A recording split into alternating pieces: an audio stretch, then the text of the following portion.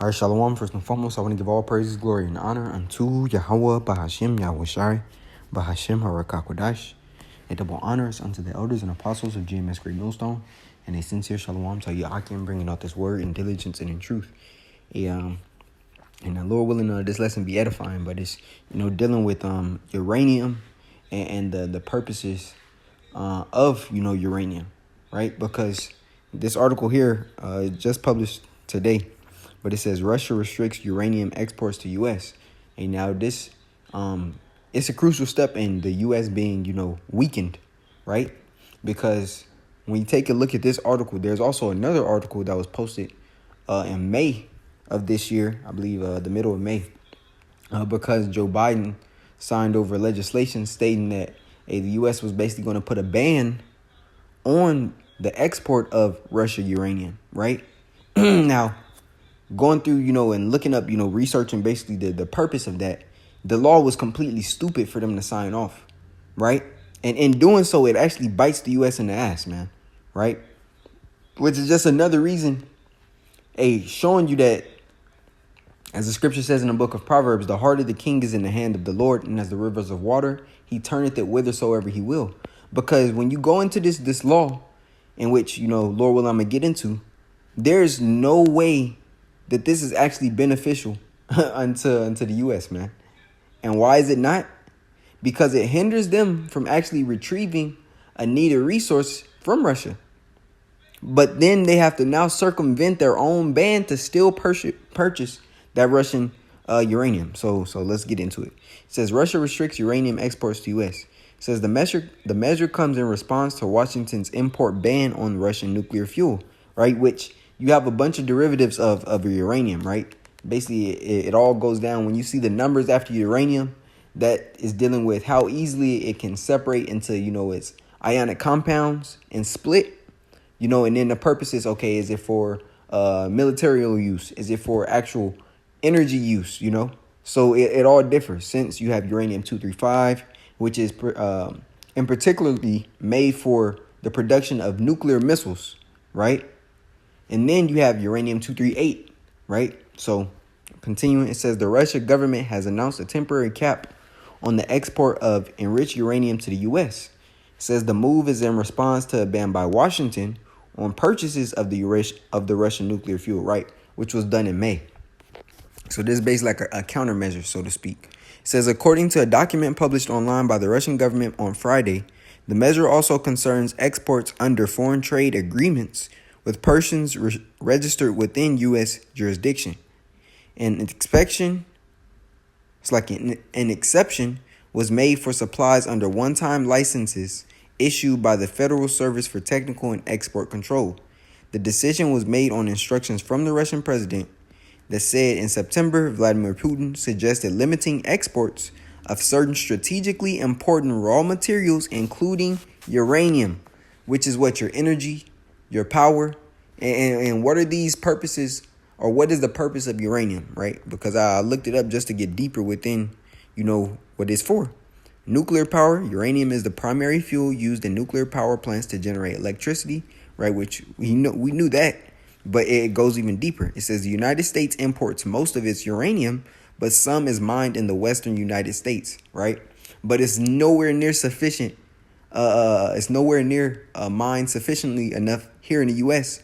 to withstand their demand, right? It's nowhere near sufficient. And on top of that, them basically trying to weaken the Russian economy by not buying the uranium, it allows Russia to now give this uranium or sell this uranium to the U.S. competitors, man. North Korea, Iran, they're now able to basically purchase what the U.S. couldn't, or what the U.S. is now refusing, so to speak. It says the U.S. developed uranium-based nuclear weapons during World War II. Little boy, the bomb that was dropped on Hiroshima. A small amount of uranium is used to produce isotopes for medical purposes. Uranium is used in naval ships and submarines, right, for the propulsion of those vessels. It says depleted uranium, which contains mostly uranium-238, is used for radiation shielding, right? And then here we go. Depleted uranium is used as projectile in armor piercing weapons.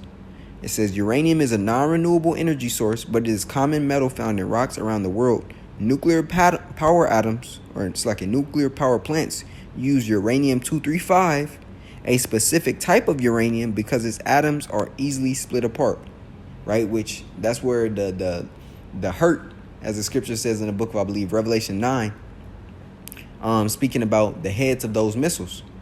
That's the power where it stems from. It says uranium is now used to power commercial nuclear reactors that produce electricity and to produce isotopes for medical, industrial, and defense purposes around the world.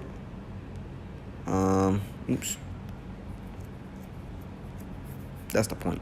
So let's get back into the article. Right. So it says, in response to Western attempts to block Russia's access to certain foreign-made goods, Putin then told a government meeting that despite Western restrictions, Russia continues to supply some types of goods to the world market in large quantities, and in some cases, buyers are happily stockpiling Russian products. And this is the thing that the U.S. doesn't understand. Well, they understand, but it was just a dumb move, stupid move. But it's ultimately to weaken this society, to weaken it militarily, and on the levels of energy production, right? So Russia supplies the world with over 40% of uranium. Over 40%.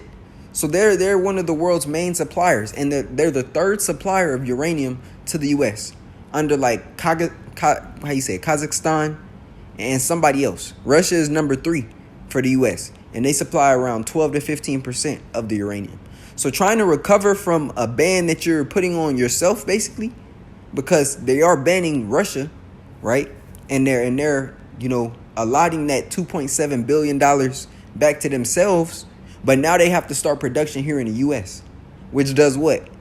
It weakens their production of other goods and materials, and have to now switch that effort over to uranium production. And then that's a two-part device it's not device. There's a two-part lane to that, right?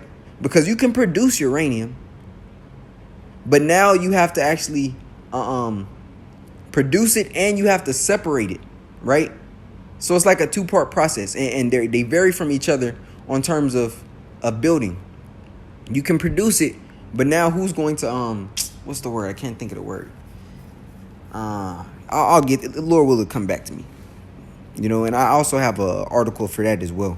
But it says, in May, U.S. President Joe Biden signed a bill banning imports of Russian-enriched uranium, despite warnings that the move could backfire on the American economy. But ultimately, he had to do that because the elites, told him to do so. Because when you go through this plan in which they signed, it's stupid, man. This is a complete idiotic move. But it's all for prophecy, right? Because it does several things for the U.S., which in turn, it shows you how greedy they are. That's why I got those precepts up right there. But yeah, it's a lot. This Proverbs 15 and 27.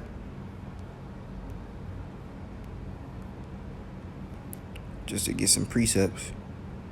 It says, he that is greedy of gain troubleth his own house, but he that hateth gifts shall live, right? So I'm reading NLT. It says, greed brings grief to the whole family, but those who hate bribes will live. The heart of the godly thinks carefully before speaking. The mouth of the wicked overflows with evil words, right? It says 28 in the KJV. The heart of the righteous studieth to answer, but the mouth of the wicked poureth out evil things. But the point is in 27. He that is greedy of gain troubleth his own house. And that's the problem with this place. Being that they're so greedy, and want this whole world domination, is ultimately going to make them lose. You can only stretch yourself so thin, right? It's the same thing that Rome did. And we understand America is the rebirth of the Roman Empire. Well, it's like the rebirth of the Grecian and Roman Empire, right? That beast system. So what he's doing is he's thinking that he's enacting, certain laws or legislations for the benefit of their house. But what he's doing is really damaging relations and services that he needs, which weakens him at other points. Yeah, you get your $2.7 billion back. But what you have to now do is create basically you have to circumvent your own ban in order to buy the same product. So what you're doing is you're buying that same uranium at a higher price, thinking that you're actually winning. And not only that, now you have to produce that uranium in-house, which is ridiculous. It is completely idiotic, man. But the Lord is doing this to strategically weaken America as well, right? So it's really for, hey, Yahweh Bashim Yahshua is just moving chess pieces in order to bring this place down, right? This is another precept. This is Ezekiel 28. And I'm going to start here at 4. It says, with thy wisdom and with thine understanding, thou hast gotten thee riches, and hast gotten gold and silver into thy treasures. By thy great wisdom and by thy traffic hast thou increased thy riches, and thine heart is lifted up because of thy riches. So it stems back to what? Pride, right? It says, by thy great wisdom and by thy traffic. Let's go into this word, traffic.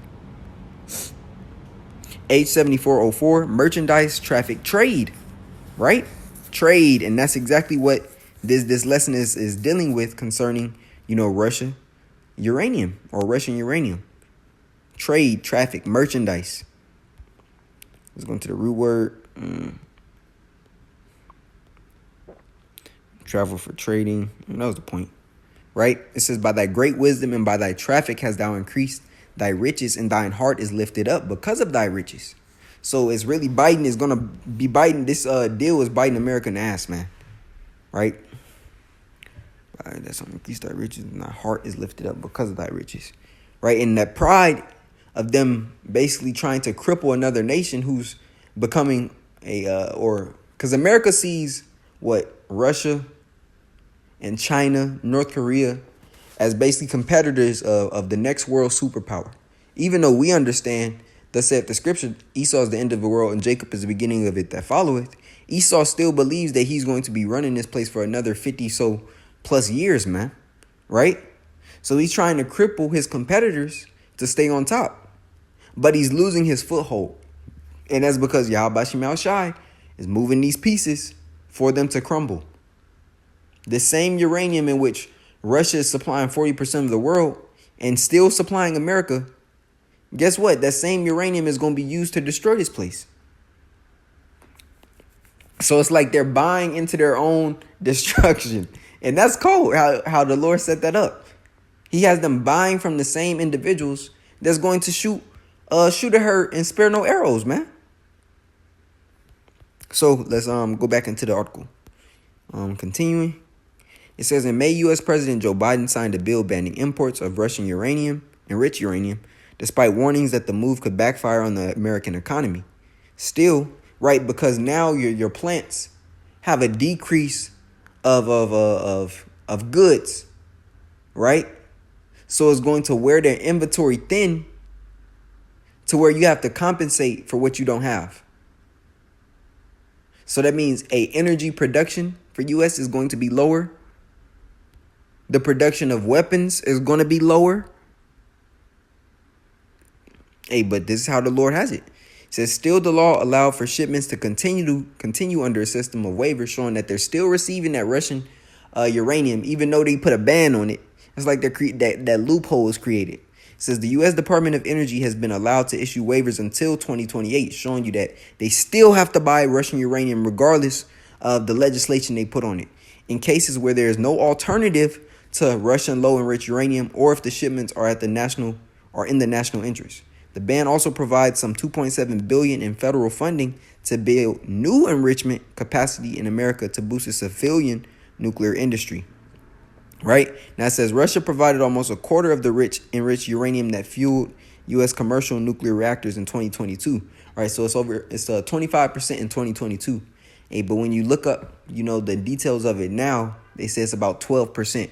So it was basically slashed in half. So they have to find that half somewhere else, or build it themselves, or create it themselves, I should say. It says, while the U.S. has its own deposits of uranium, they are not sufficient to satisfy demand. Meanwhile, Russia hosts the world's largest uranium enrichment complex, and that's a thing as well, showing you like the how beautiful the Lord, orchestrated everything. Every element or good and service is not the same worldwide. The quality of what can be bought in Russia is not the same quality that can be produced here in America, right? So that affects your system, because all these nuclear reactors that are built are not of the same quality. Some were built, years and years ago and don't respond to the uranium that can be processed in America. They can only be used with the uranium from Russia, right? So that causes that nuclear reactor to now work less efficiently. It says, meanwhile, Russia hosts the world's largest uranium enrichment complex, accounting for almost half of global capacity. Hey, so they're saying 50% here, right? So it says the fuel is critical for both civil nuclear power generation and military nuclear weapons. Russia's share of the enriched uranium market is estimated to be around 40%, with an export value of $2.7 billion. Now it says uranium prices jumped on Friday following the news of Russia export restrictions, with bids for November 2025 delivery rising by $4 to 84% or $84, right?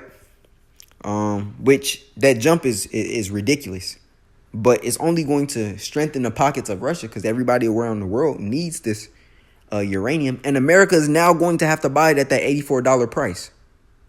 And so it's weakening the economy even more too. Just another avenue in which the Lord is weakening. So now your dollar, you're gonna have to spend more to get the same shit that you were buying previously, and you're getting less of it. Hey, which is, hey man, horrible business deal, man. But beautiful in terms of destruction for this place, because that's what it's being used for, right? Now,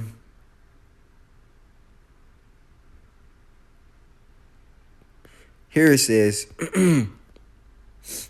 Russia supplies around 8% of the world's uranium, holding 480,000 tons of uranium reserves, right? When you go here, it says Russia has roughly 44% of the world's uranium enrichment capacity and supplies approximately 35% of our imports for nuclear fuel, right? So it's 44% of the world's uranium enrichment.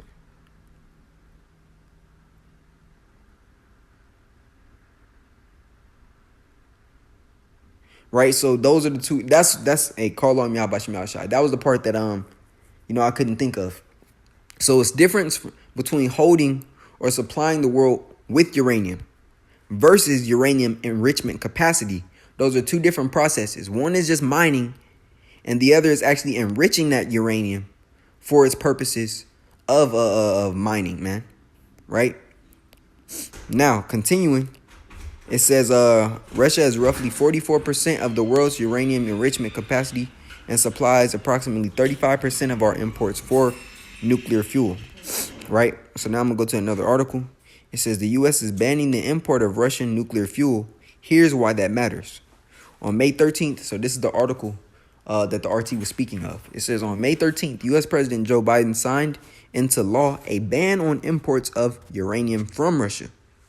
This news has flown under the radar amid a barrage of other news. Hey, because I don't remember hearing about this, which I'm, Yahbashim Shah, this is one of the things that, I'm very interested in, because it speaks about, this all revolved around the destruction, the waster, the smith that blew up the coal within the fires, the arrows. This is a huge topic, that's interesting to me, and news like this is very important, because this is the direct pipeline to the destruction, right? This is like the how can you say? This is the process of a chef, getting his materials or his food prepped before the meal is actually cooked, so to speak. It says the legislation had been a long time coming. It was first introduced in the U.S. House of Representatives in February 2023.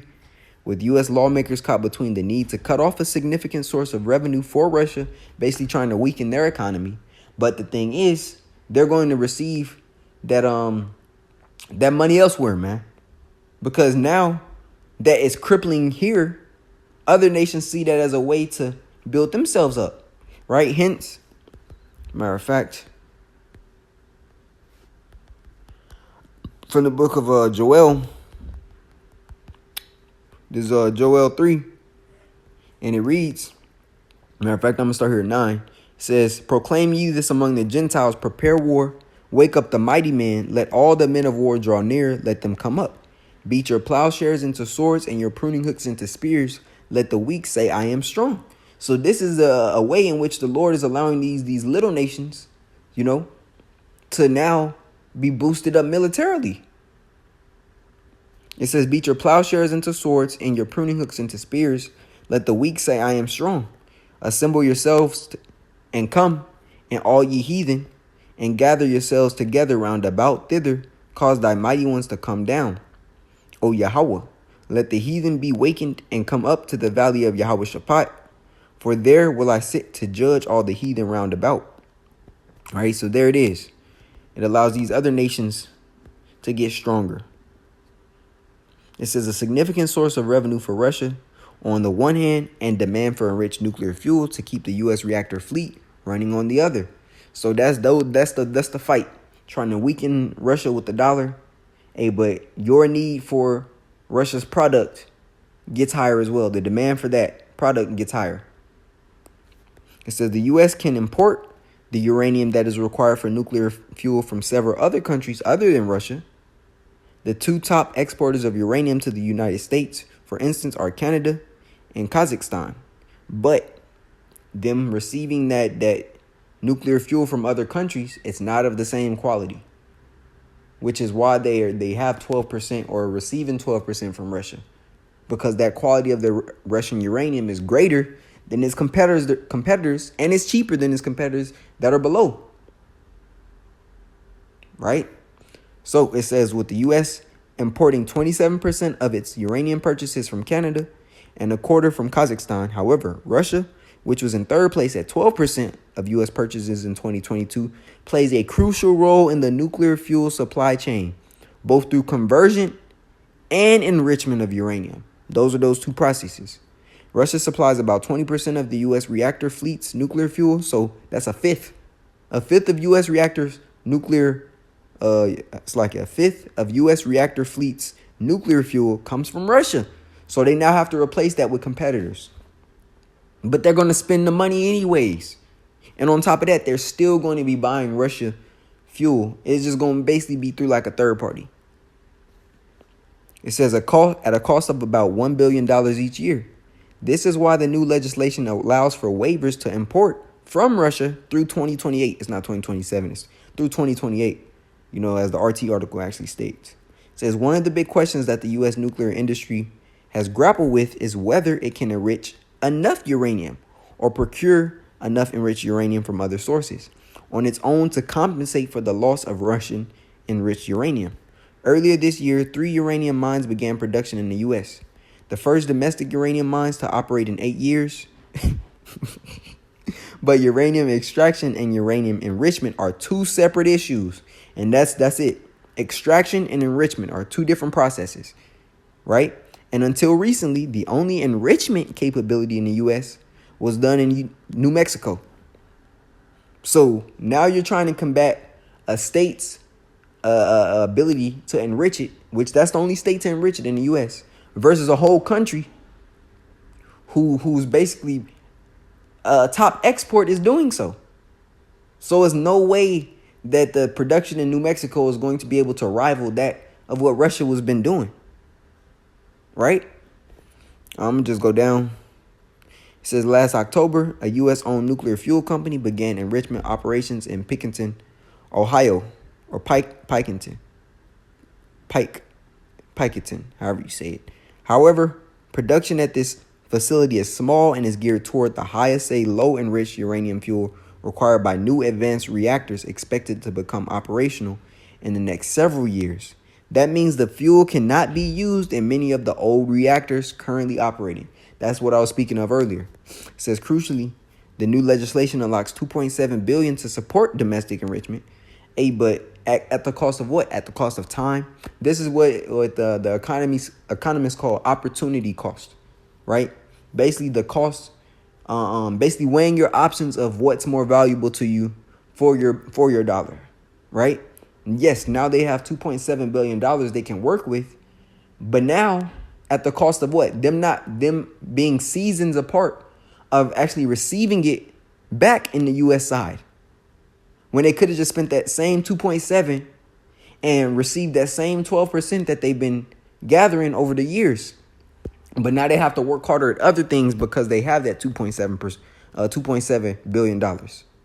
Right? So these are the ways, the pros and the cons, the opportunity costs, right, of using that $2.7 billion. So in the US eyes, this $2.7 is only going to make an investment when it can reach the capacity of getting that 12% back that they're not receiving from Russia, which we know, hey, they don't have that type of time. You don't have that type of time to make good on that investment. So while you've pushed this deal away from you, these other nations are now ranking up within the nuclear game. Your competitors are getting stronger. So this deal is ultimately just going to return upon your own head, man. It's going to backfire. Right? So let's get that. This is Psalm 7. And I'm going to read to 11. Yahweh judges the righteous, and the Most High is angry with the wicked every day. If he turn not, he will whet his sword. He hath bent his bow and made it ready, right? And that means to perfect that sword, right? Which is ultimately the nukes. It says he hath also prepared for him the instruments of death. He ordaineth his arrows against the persecutors. Behold, he travaileth with iniquity and hath conceived mischief and brought forth falsehood. He hath made a pit and digged it, right? Through this legislation, he made this plan. He made this decision. It says he made a pit and digged it and is falling into the ditch he made. Showing you that that plan, the legislation which he thought was going to be beneficial, is actually about to be harmful. Right? When we read it in the NLT, it says, the wicked conceive evil. They're pregnant with trouble and give birth to lies. Woo! They dig a deep pit to trap others, then fall into it themselves. The trouble they make for others backfires on them. And that's what you see with that deal. That trouble they try to make for Russia, quote unquote, is backfiring on themselves. The violence they plan falls on their own head. And that's exactly what it is. It's falling into your own head. It's oops, was I here? Yep. It says crucially, the new legislation unlocks $2.7 billion to support domestic enrichment. That money had been included in previous legislation, but it was contingent on passing sanctions against Russia's state-owned nuclear company, Rosatom. These funds will be required as the U.S. nuclear energy industry moves away from dependence on Russian fuel supply.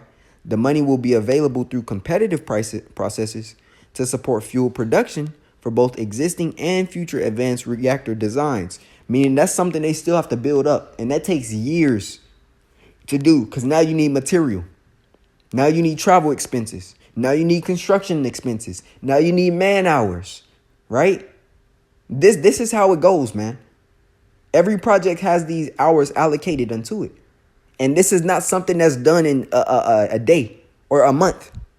Something that needs to be so accurate and precise as a nuclear reactor, especially an advanced one, you need engineers. You know? They have to design these plans. Then you have to think of the transportation of the uranium now. You have to think of the water that needs to be held within these nuclear reactors.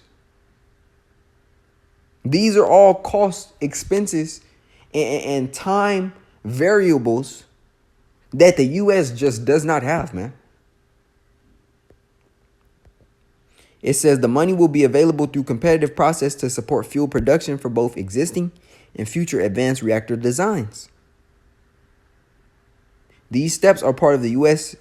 Commitments as part of the Sapporo 5, a partnership with Canada, France, Japan, and the UK to secure a reliable nuclear fuel supply chain, which it was a reliable nuclear fuel supply chain, that pipeline from Russia.